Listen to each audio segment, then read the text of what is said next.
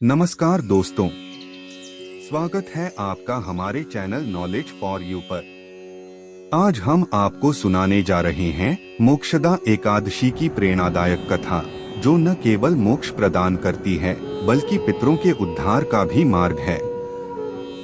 यह कथा हमें सिखाती है कि हमारा जीवन तभी सार्थक है जब हम अपने पूर्वजों के कष्टों को दूर कर सकें।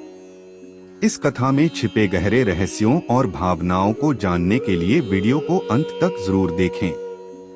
धर्मराज युधिष्ठिर ने भगवान श्री कृष्ण से पूछा, हे प्रभु, मार्गशीर्ष शुक्ल पक्ष की एकादशी के विषय में बताइए। इसका क्या नाम है और इसके व्रत से किस प्रकार के फल की प्राप्ति होती है? श्री कृष्ण मुस्कुराए और बोले, हे युधिष्ठिर, इस एकादशी को मोक्षदा एकादशी कहते हैं। यह व्रत मोक्ष प्रदान करने वाला है।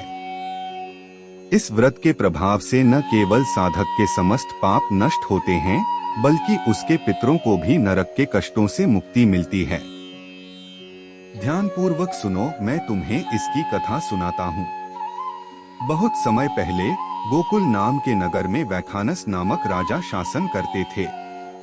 वह अपनी प्रजा का पुत्रवत पालन करते थे।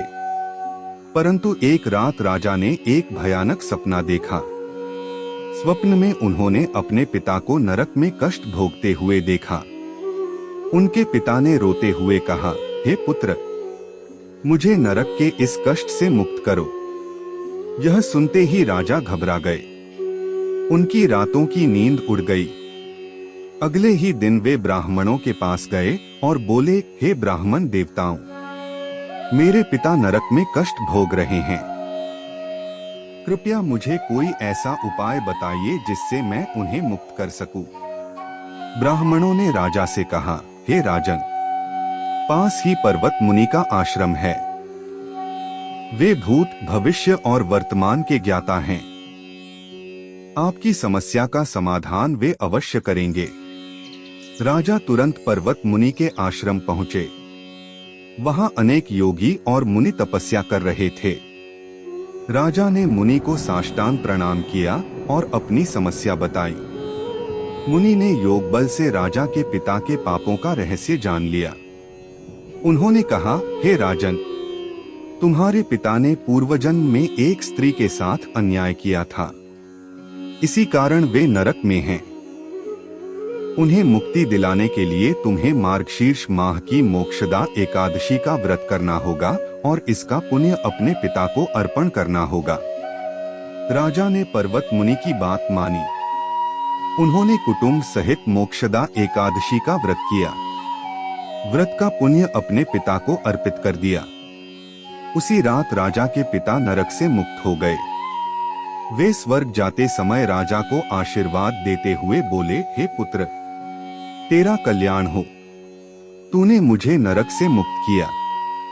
इस घटना ने राजा के जीवन को बदल दिया और हमें सिखाया कि एक सच्चा पुत्र वही है जो अपने पितरों का उद्धार कर सके।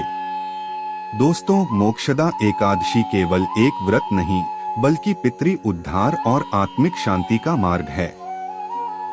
इस दिन गीता का पाठ करना और भगवान विष्णु की पूजा करना अत्यंत पुण्यकारी है। यह एकादशी गीता जयंती और धनुर्मास की शुरुआत का भी प्रतीक है। तो आइए इस 11 दिसंबर को मोक्षदा एकादशी का व्रत करें और अपने जीवन को मोक्ष के मार्ग पर आगे बढ़ाएं। अगर आपको यह कथा और व्रत का महत्व अच्छा लगा हो तो इसे लाइक और शेयर करें। हमारे चैनल नॉलेज फॉर यू को सब्सक्राइब करना न भूलें। जय श्री हरि।